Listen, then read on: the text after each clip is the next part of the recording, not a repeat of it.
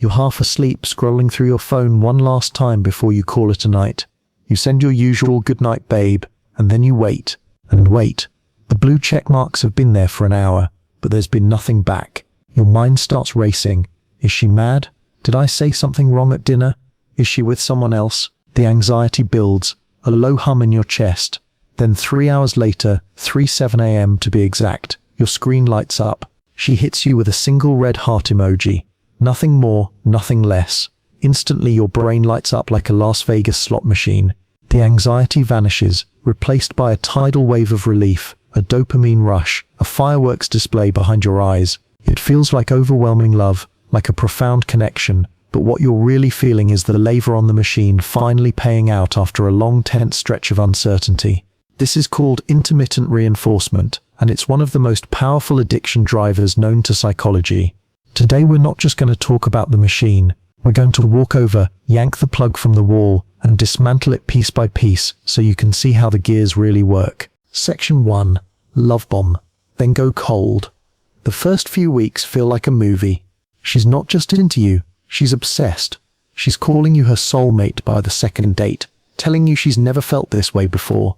Your phone is a constant stream of affection, links to songs that remind her of you, tagged photos of sunsets with captions like "wish you were here."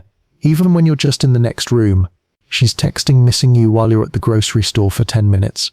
It's intoxicating, overwhelming, and it feels like you've finally found the one. Then bam, the pattern shifts. You mention that it's your bi-weekly Friday beers with the guys, a tradition you've had for years. Suddenly the flood of affection slows to a drip. Her texts become clipped, one-word answers. She's crazy busy with work, or has a sudden headache. The affection you thought was unconditional is suddenly on tap, and she's the one controlling the faucet. This is the classic hot and cold cycle, a brutal form of conditioning. The initial love bombing phase establishes an intense high, and the withdrawal of that affection creates a desperate craving to get it back. Your brain learns that to get the good version of her, you need to comply. The simple fix here requires spine. State your plan once, calmly and clearly. I'm heading out for beers with the guys at 8. I'll be back around 11. Then you go. You don't over-explain. You don't apologize. You don't negotiate. If the chill lasts for days after, if you're met with a wall of ice for reasserting a normal part of your life, that isn't chemistry you're feeling. That's the cold, hard reality of control, wearing the perfume of romance. Section 2.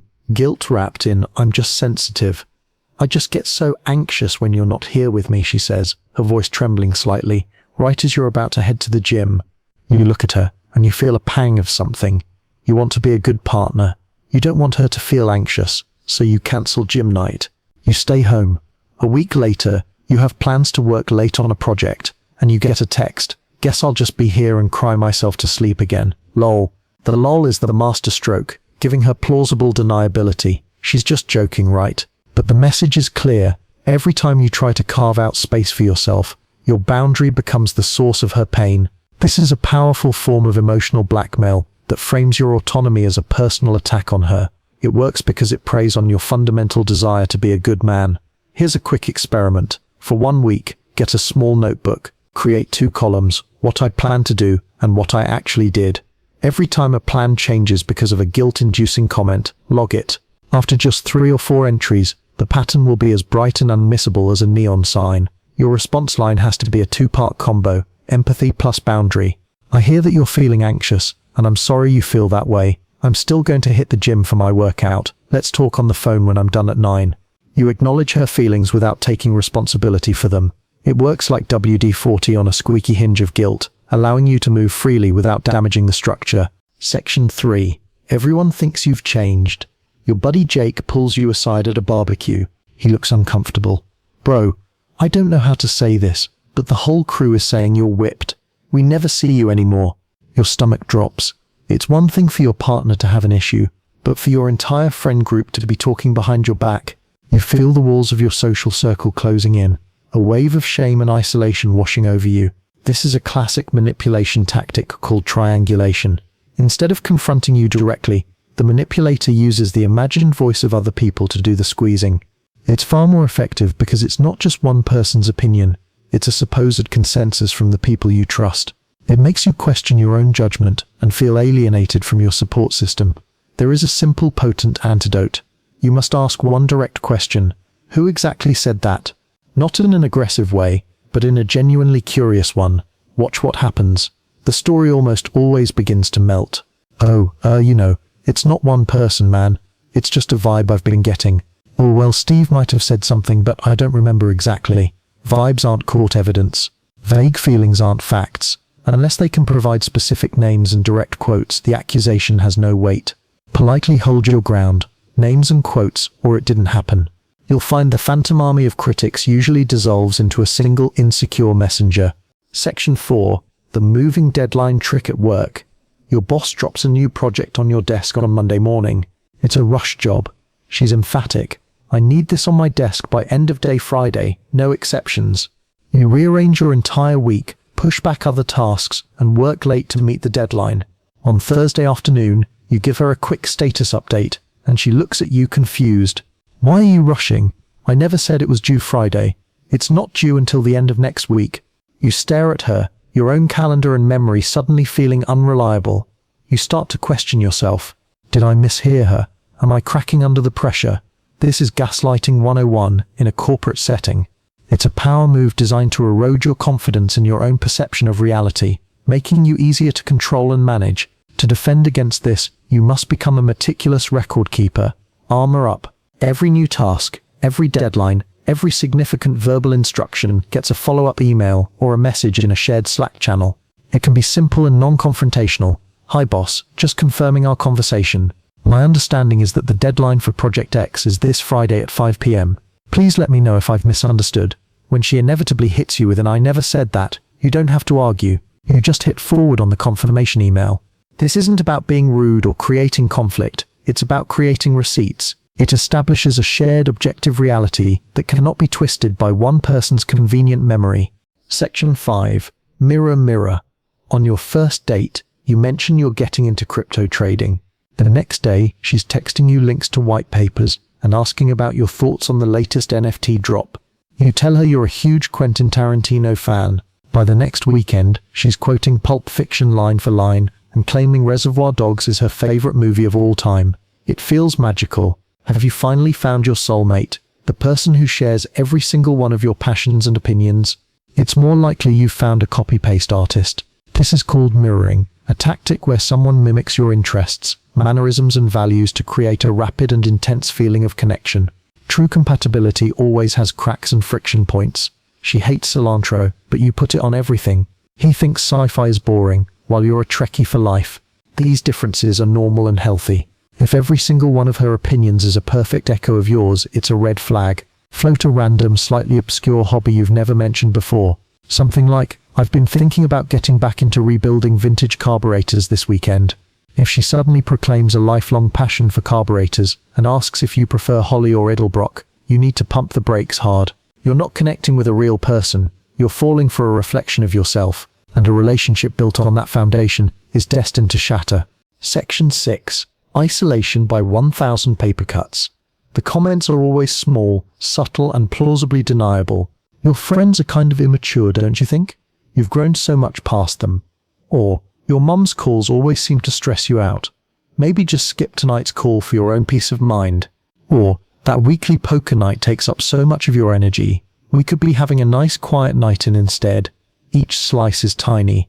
If you object, you're the one being defensive or oversensitive. But 6 months down the line you look up and realize you haven't seen your best man in 2 months. You're dodging your family's calls, and your hobbies have been replaced by her preferred activities. This is isolation by 1,000 paper cuts, and it's one of the most dangerous forms of control because it happens so gradually you don't notice the bleeding until you're anemic. The vaccine for this is structural, not reactive. You need to lock a recurring, non-negotiable event into your calendar. A guy's night, a family dinner, a solo hobby. Make it every other Thursday, the first Sunday of the month. Whatever it is, it's an appointment with your own life. When she pushes back against this immovable block in your schedule, that pushback itself is the critical data you need. Her reaction to your boundary tells you everything about her intentions. Section 7. Jokes that don't feel like jokes. You're at brunch with a group of friends. You've just been talking about a potential career change, feeling excited and a little vulnerable. She smiles, touches your arm and says to the table, "You're lucky you're not too ambitious, so much less stress that way, and then she lets out a little laugh.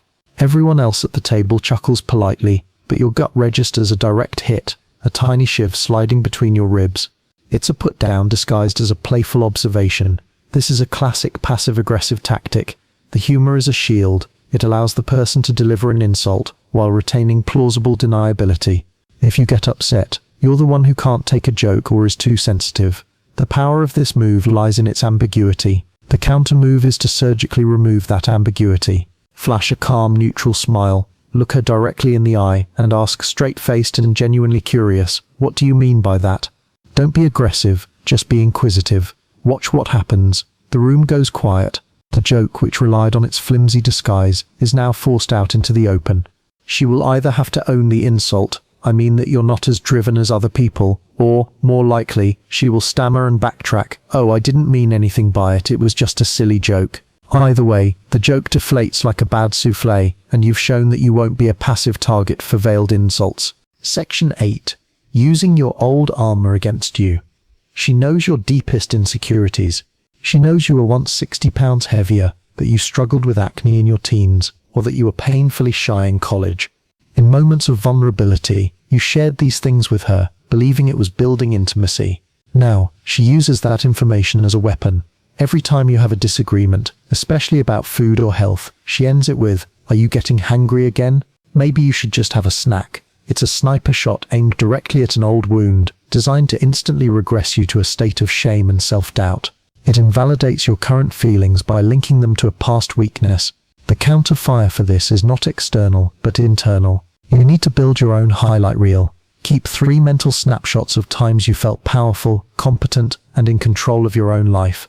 It could be the day you hit your personal deadlift record, the moment you crossed the finish line of a 5K, the day you landed a huge client at work. When the jab lands, when she tries to define you by an old insecurity, you don't engage. Instead, you mentally flash that highlight reel. This isn't about puffing out your chest, it's about grounding yourself in your own self-defined evidence. Your current proof of competence will always trump her reruns of your past struggles. Section 9. The slot machine reloaded. That 3 a.m. heart emoji, the sudden flurry of loving texts after 2 days of silence, it's the same machine we talked about in the intro, just a new spin on the wheel. It's the intermittent reinforcement that keeps you hooked, the unpredictable payout that makes you crave the win. To break free, you have to stop playing her game and fix your own payout schedule. This means moving from being reactive to being proactive. Decide on a communication pattern that works for you and is healthy. For example, 1 text check-in during the day, 1 phone call in the evening. Maintain this pattern consistently from your end. You are offering stable, predictable connection. If she goes silent for days and then suddenly reappears with a burst of affection, notice it, but do not chase it. Your consistent pattern is the baseline. Her deviation from it is the information. Her silence after you have established a clear pattern of communication is not a sign of your abandonment, it's a data point about her behavior. When you stop frantically feeding coins into the machine and just observe its erratic behavior from a distance, you take your power back. Section 10. The "I'm too much for you" trap. You're in the middle of a discussion that's getting heated. She's been overly dramatic or demanding, or has picked a fight over something small. You try to hold your ground. She sees you're not backing down, so she shifts tactics. She sighs, looks down, and says quietly, "I know, I'm sorry. Maybe I'm just too intense for you. Maybe I'm just too much." Instantly the dynamic flips. You feel a pull to prove her wrong, to reassure her that she's not too much, that you're strong enough to handle her. You leap to prove your worthiness as a partner. This is classic reverse psychology. By pretending to be self-deprecating, she prompts you to validate her difficult behavior. By reassuring her, you implicitly agree to accept the very thing you were just pushing back against. The most effective counter is stunningly simple. Name the tactic. Calmly and without malice, just say, "That sounds a lot like reverse psychology." You don't have to accuse, you don't have to get angry. Just saying the words out loud, identifying the game, is often enough to flip the script. It shows you're not a pawn who can be easily moved around the board. You see the strategy, and by seeing it, you neutralize it. If any of these 10 points have hit a nerve, if a specific story felt a little too familiar, that's a sign that you're in the right place. Recognizing the playbook is the first step toward freedom. Go ahead and smash that subscribe button. Next week, We're diving deep into a crucial follow-up, how to set boundaries without turning into a jerk. It's the practical guide to implementing everything we're talking about today. You're going to want to take notes for that one. Section 11. The accidental email miss. You're part of a team project. A critical email chain is flying back and forth with updates and revised instructions from another department. The deadline is Friday. On Thursday you realize you haven't heard anything in 2 days. You ask your coworker, the one managing communication, "What's up?" "Oh my God," he says. "I'm so sorry. I totally forgot to CC you on the last few emails. The client changed everything. We have to redo the entire presentation." Suddenly, a deadline you were on track to meet has become an all-night emergency, and because you were out of the loop, you look like the one who dropped the ball. This is sabotage by omission. Whether intentional or through accidental incompetence, it makes you look bad. The defense is to create accountability through visibility. The next time a project kicks off, you're the one who says, "Hey team, to make sure we're all perfectly synced up, let's use the shared Teams channel for all updates, or let's make sure we reply all to every email in this thread so no one gets left behind." This makes transparency the default setting. Now if they forget to include you, it's not a private mistake, it's a public failure to follow the agreed upon process. They either play fair or they look sloppy in front of everyone. Section 12. Victim reversal. She's emptying the dishwasher and her hand slips. A glass drops to the floor and shatters into 100 pieces. It's a simple accident, but as you come in to see what happened, she bursts into tears. "I'm just so on edge," she cries. "You've been stressing me out so much with your work stuff lately that I can't even hold a glass straight." Suddenly you find yourself apologizing. You, who were in another room, are now apologizing for the glass that she dropped. You're comforting her for the distress that you supposedly caused. This is a brilliant and baffling maneuver known as victim reversal. The person who created the problem instantly recast themselves as the victim of the situation. The key to diffusing this is to relentlessly and calmly stick to the objective facts. Do not engage with the emotional narrative. Your response should be neutral and solution-oriented. "A glass broke. I'll get the dustpan and we can clean it up." No villains, no heroes, no blame, just a broken glass and a bottle of Windex. By refusing to accept the role of the villain, you don't allow her to take the role of the victim. The drama has nowhere to go. Section 13. Fair weather friends. Dave is your absolute ride or die as long as the good times are rolling. He's the first one to text you on payday, asking when you're hitting the bar, and he's always ready to join a weekend trip if someone else is driving. You feel like you have a solid friend in your corner, but then your car breaks down and you need a ride. Suddenly he's swamped with work. You mention you're moving in 2 weeks and could use an extra pair of hands for an hour.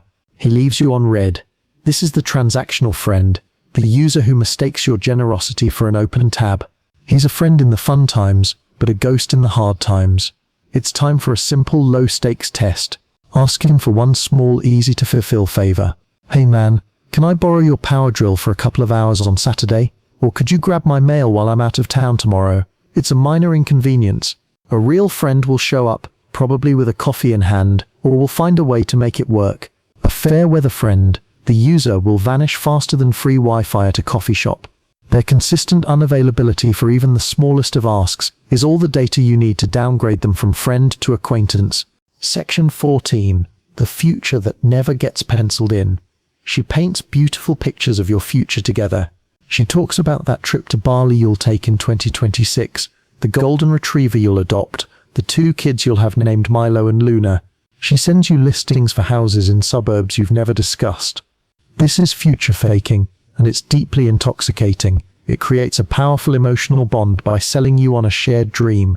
You become so invested in this amazing future that you're willing to tolerate almost any dysfunction in the present. The problem is, it's all just talk. There's never a Google Calendar invite. The savings account for the Bali trip never gets opened. It's a fantasy used to keep you compliant today.